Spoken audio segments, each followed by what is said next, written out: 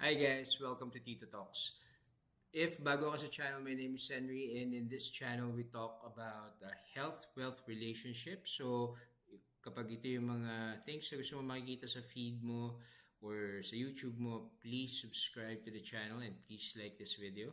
Ngayon, for this episode, we will be talking about ano ba talaga yung changes na nangyayari sa katawan ng lalaki specifically, right? Once they hit 40 and above, right? So yun yung pag-uusapan natin for this video. So question is, alam ko, for most of the people subscribed here, no, so mga kasing edad ko kayo, and have you ever asked yourself, natanong nyo na ba yung sarili nyo, if you've gained weight, no? So, bakit kaya I've tried different diets out there, tapos for some God-given reason, hindi siya nag-work, right? Parang everything na sinubukan mo, everything na na-try mo has failed amazingly amazingly well so far, no? So question is, bakit nga ba, no? uh, Tingin ko, isa sa mga sagot doon would be, specifically may mga certain changes na nangyayari sa katawan ng lalaki, specifically pagka nasa 40 ka na. So let's talk more about that, no? So one, pretty sure narinig nyo na, pag dumating ka ng 40, yung metabolism mo crashes, right? Mostly that's bullshit, no? Kamote yun. It's not really true. So research shows na yung metabolism mo stays steady from 20 to 50 years old, right? All the way through your 50s. So hindi siya isang araw gumising ka ng 40 ka tapos wala ka ng metabolism. So it doesn't happen that way. Pero ano nga ba talaga yung nangyayari pag 40 ka? So, there are three things na I want us to focus on, right? So, doon sa nagbabago sa katawan mo pag 40 ka. So, one, pag dumating ka ng 40s mo and pataas, you start losing muscle, basically. And muscle, as alam naman nating lahat, it burns calories. So, after 30 years old, you naturally lose like 3 to 5% of your muscle per decade, if you don't have any activity. Pag hindi ka mahilig mag-exercise, hindi ka mahilig gumalaw, right? And for people na nasa corporate world or nag-office, right? People, juggling work and family, right? Uh, sobrang dali para sa ating mapunta sa isang sedentary lifestyle, right? So after work, gusto mo nagpapahinga ka, or after family events or what have you, so you end up not going to the gym, right? Or you end up not exercising.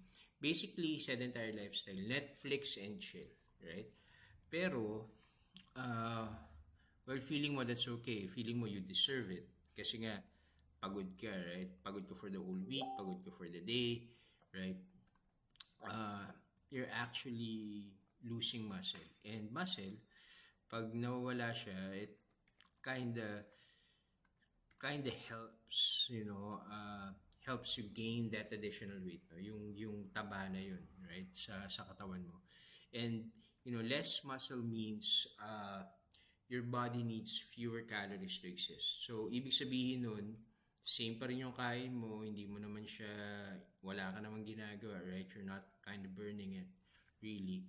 So technically, nagiging fat siya. So that's one. Second, na nagbabago sa katawan natin would be hormones, right? So, pinaka one, notably, would be testosterone.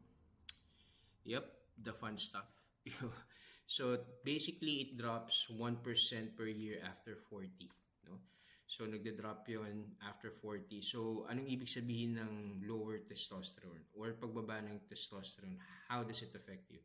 So, medyo mas mahirap mag-build or mag-maintain ng muscle pagka bumababa yung testosterone mo. Mas madaling mag-store ng taba, ng fat, right? Especially sa belly area mo. If you have low testosterone or if nagda-drop yung testosterone mo. And basically, energy takes a hit, no? At hindi ka na ganun kabilis makarecover from your workouts. Kung nag-workout ka, mapapansin mo yun, kung nasa 40s ka, medyo hindi na kasing bilis when you were in your 20s and when you were in your 30s. No? Third is yung insulin mo kinda takes a hit. No? It basically it's going downhill, no? So, nung bata tayo, you can eat carbs, rice, bread, pasta, anything, whatever, right? Tapos, yung katawan mo can process it efficiently, right? Pero as you grow older, as time goes by, di ba? Um, mas nagiging resistant yung katawan natin sa insulin. So, ano nga ba yung insulin? So, basically, ang insulin is a hormone na pinoproduce ng pancreas mo pag kumain ka, especially carbs, right? Ginagawa niya, kinukuha niya yung sugar from the bloodstream, tapos it takes the sugar to your cells and your organs to be converted into energy. Ngayon, pagka insulin resistant ka na, right? So, anong nangyayari nun, hindi nag-work yung insulin mo. Kasi yung insulin, tulad ng sinabi ng isang doctor like si Jason Fung, no, ang analogy niya doon, it functions like a key. So, binubuksan niya yung cell or binubuksan niya yung organ tapos pinapapasok nung cell at organ yung sugar na na-consume mo. So, basically, that key is no longer working. So, mapapansin nyo ng pancreas mo, so mangyayari, it will produce more, right? So, na-flood yung system mo ng insulin. So, anong problema pag na-flood yung katawan mo ng insulin? So, nangyayari kasi, pag na-flood ng insulin yung katawan natin, no, insulin prevents your body to burn fat. So, ibig sabihin, pag mataas ang insulin mo, there is no way on God's beautiful planet na papayat ka. So, you need to lower down that insulin, right? So, and bonus, I know I said, we'll be talking about the three main things na actually nangyayari sa katawan natin, pero may bonus, right? And the bonus is yung cortisol. Cortisol is another hormone. Pero this is the stress hormone, right? And sobrang love nito, sobrang gusto nitong mag-store ng fat, lalo na sa belly area, no? So, saan nanggagaling to? For men like us, na constantly working, tapos may family ka pa that you need to support. Of course, hindi naman pagdating mo sa bahay, wala ka nang gagawin, right? So, you're juggling two things, two major aspects of your life. And this can actually bring you a lot of stress, right? At pagka nangyari yun, yung cortisol mo starts to kick in. At pag nag-kick in yun, medyo mahihirapan ka rin pumayat, right? And it will help your body para mag-store ng fat or ng taba, specifically in the belly area. So, yun yung mga bagay na mga main things na you need to take note of, yung mga nangyayari sa katawan ng lalaki at their 40s, or in their 40s. So yung apat na yun, right? Tapos I also want to talk about since alam niyo na yung mga nangyayari sa katawan natin, right? When you hit your 40s, you slowly realize, or at least na-realize ko, yung eat less and move more advice, doesn't really work. Kasi, basically, what you're fighting is your own biology, Ang nilalabanan mo is yung katawan mo. And you're going against the grain. So, hindi siya nag-work. Hindi siya sustainable. Hindi siya sustainable for people like us. So, question is, bakit nag-work yung intermittent fasting and carnivore? Specifically for men like us. Bakit nga ba? So, let's talk about intermittent fasting. So, pag nag-intermittent fasting ka, yung insulin mo drops. Simply because yung insulin mo only rises when you eat carbs, right? So, yun, Di ba may tatlong macros tayo, right? So, you have your protein, you have your fats, and you have your carbs. So, yung protein and fats, hindi siya masyado, yung insulin doesn't really react to those macros. Pero for carbs, pag kumain ka ng carbs, pipitik yun. Like, big time, mag-shoot up yung insulin mo. Pero pag hindi ka kumakain, and naka-intermittent fasting ka, yung insulin mo slowly bumababa siya, right?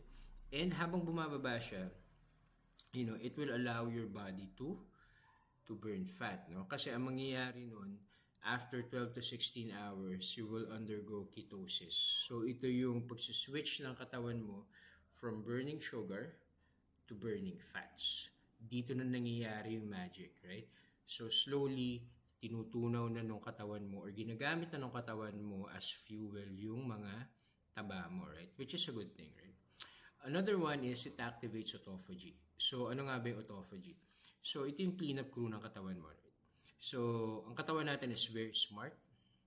So it knows na pag pumasok ka sa certain um, limit ng fasting, right? So mag-activate siya automatically, wala kang ibang kailangan gawin doon. So nangyayari is yung cells mo, they start breaking down and they recycle yung damaged parts, no? So recycling system to ng katawan mo. So ano nangyayari, Henry, pagka may autophagy? So may mga tatlong nangyayari doon, right? May mga nangyayari doon, pero ito yung tatlong gusto ko. So, it reduces inflammation, right? So, kung ikaw yung tipong taong medyo nananakit na yung mga kasu-kasuan mo, tuhod mo, right? Actually helps. For me, ang nangyari sa akin, I think I mentioned the previous video, meron akong gout. Tapos sumakit siya sa tuhod. So, nung nag-fasting ako, and nung bumalik ako very recently, no, yung inflammation ko drop. So I no longer use a cane, hindi na ako gumigising ng may biglang namamaga, right? So inflammation really dropped when I started doing intermittent fasting again, right? Second, it boosts your energy. Kasi wala ka ng peaks and valleys when it comes to your sugar, right? So medyo steady yung blood sugar level mo. So yung energy mo, kind of boosts, right? So, kasi yung sugar kasi mabilis ma-deplete yun, a few hours na-deplete agad. Pero kung mataba ka like me, right, medyo mas marami nakukonsume na energy yung katawan mo, lalo na kung yun yung ginagamit niya as fuel. So, it really boosts up your energy. Third, it also helps with mental clarity. Alam ko, marami na dyan na, nakabasa nun or what have you, maybe napanood nyo sa YouTube, no? And I thought, wala lang, right? Like, I thought, sabi-sabi lang or what have you. Pero I can tell you for a fact na nag-work siya. It really clears up your mind, no? Hindi ka naman magiging clairvoyant, no? Hindi ka naman magiging manghuhula like Nostradamus. Pero, it really clears up your brain, no? So, which is really good. Ano pa? Hindi ko lang kung nangyayari to sa inyo, pero one more thing na nakakatulong yung intermittent fasting sa akin because nga steady na yung blood sugar ko, wala nang roller coaster, right? So wala na akong mga afternoon crashes, right? So yung tipong sobrang antok na antok pagdating ng lunch simply because yung sugar level mo talagang bumaba na and you need to take some rest, no? So sa akin wala na yun. I do take naps, right? From time to time. Simply because gusto ko, not because my energy, tanked or something. So there. So that's for intermittent fasting. Now, let's look at carnivore. Ngayon, pag nag-carnivore diet ka, when you talk about carnivore diet, you're just consuming basically meat, eggs, and fat, no? So, animal products lang yung kinukonsume mo. So, walang carbs, basically. For me, hindi ako kumakain ng fruits. Hindi ako kumakain ng fruits. Hindi rin ako kumakain ng vegetables, right?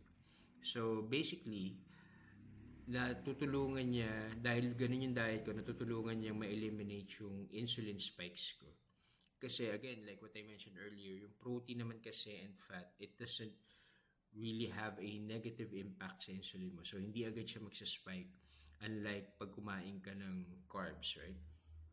Tapos, isa pang napansin ko when I was doing carnivore, sobrang yung busog ko, yung feeling na busog ka or hindi ka gutom, hindi siya for 1, 2, 3 hours. Medyo matagal before ka magutom. Like, I remember kahapon, I ate ng gabi. Like, I ate Monday night. And kumain ako Tuesday night, no? Or, Tuesday pa lang ngayon. So, kumain ako ng Sunday night pala, sorry. I ate Sunday night. Tas kumain na ako Monday night. Right? Not because pinipilit ko mag-fast or ayoko kumain. It's just simply because hindi ako nagugutom. Busog ako. Right? And I don't feel like eating. So, ganun yung level ng busog niya. Right? Second, third, kung ikaw ay corporate guy, right? Di ko na kung naramdaman nyo to, pero when I was when I was still working sa BPO, right? Feeling ko lagi kulang yung walang oras, right? So, normal yung 12, minsan pagka minalas, go like 15 hours in the office, and you're trying to save as much time as you can sa mga pockets ng araw mo, right? And believe it or not, it will help you save time, right? Kasi kung hindi mo na kailangan pumila sa mga fast food restaurants or sa mga kainan, right? It will save you a lot of time and money, of course, right? Kasi kung hindi ka naman talaga kakain for that day, right? Next na gustong-gusto ko dito kay carnivore, no? Yung protein intake mo, 'di ba? Yung protein intake mo, it helps protects the muscle while you're losing fat. So, kasi remember, yung sinabi ko kanina, pag 40 ka, kinda lose, muscle, right? Especially kung hindi ka gumagalaw. Yung high protein intake, protects your muscle from muscle loss, right? While you're losing fat, right? So it made a lot of sense sa akin. No? Now, quick question. Bakit nag-work tong approach na to? At least bakit siya nag-work for me? It worked for me simply because one, yung intermittent fasting and carnivore diet is flexible, right? Paano flexible? Like for intermittent fasting, if I'm going to have dinner with my family, right? So ang ginagawa ko, basically, I just, skip breakfast para I can eat dinner with my family. Or kung nasa labas naman yung mga bata, right? I would go with my breakfast, right? Breakfast, light breakfast, lunch, pero wala na akong pagkain after. Very, very flexible. Carnivore is the same thing, right? Kung tamad ka na sa baka, you can switch from baka, baboy, manok, isda, right? And some, animal fats. And, pwede mo naman siyang pagpalit-palitin which really works for me, no? Kasi para nakakatanggal ng umay, right? So, next, like sinabi ko kanina, hindi ka laging gutom, right? Hindi ka lagi nag-iisip ng pagkain. Right? Kasi pag kumain ka ng tinapay, pag pinansin mo, kumain ka ng pandesal, or kung social ka, bagel, right? You have your breakfast sa McDonald's, or kung saan mo man saan mo trip kumain, basically. No? Papapansin mo, pag kumain ka ng alas 8, mga alas 10, alas 11, gutom ka na. Tapos later on, kakain ka na naman, di ba, ng lunch, then may merienda ka pa, then you go through dinner and all that. So, napansin ko, pag kumakain ka ng carbs, lagi ka gutom. At least for me, no? Lagi akong gutom nung kumakain ako ng carbs. Pero when I started intermittent fasting, sa carnivore, hindi na ako ganun ka gutom. Which is fantastic, no? Kasi isa siya sa mga bagay na hindi ko na masyado iniisip, right? Hindi ko kailangan ng extra time to prep or what have you, right? Basically, wala na siya sa isipin ko, sa madalit sabi, no? And isa sa pinaka gustong-gusto ko dito sa approach na to, yung resulta comes really fast. So, hindi mo kailangan maghintay ng 1, 2, 3 buwan. For me, kahit ngayon, nung bumalik ako sa intermittent fasting and carnivore diet, hindi ko kailangan maghintay ng 1 buwan or 2 months, to see the results. Mabilis yung result niya. Like, in a couple of weeks, may makikita ka ng noticeable results sa katawan mo, right? If you're being consistent about it. So, nangyari, nagiging motivated ako to do more, di ba?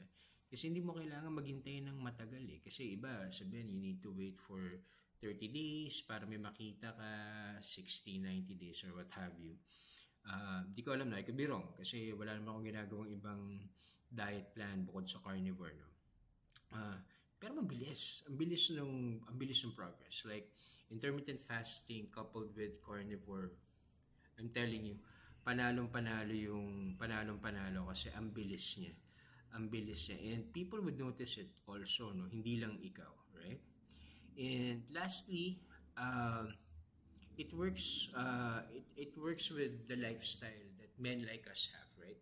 Kasi pag nasa 40 ka na pataas, medyo marami ka nang ginagawa sa buhay, eh. Not because of anything else. It's just because of responsibilities and obligations.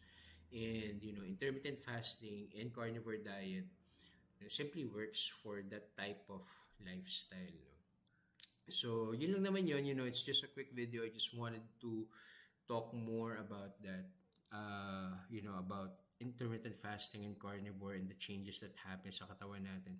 If you wanted to know more about it, nga pala, I wrote a book about it. I'm putting the links down below sa video na to para if you want to purchase the book, the links are down there. Also, just wanted to remind everyone, naglagay din ako ng link sa baba para I can capture your email address. We're sending newsletters every Monday for those people who signed up for the newsletters. And again, maraming salamat po for watching the video. I really appreciate your time and I hope you enjoy the rest of your evening with your family. Till next time. Bye.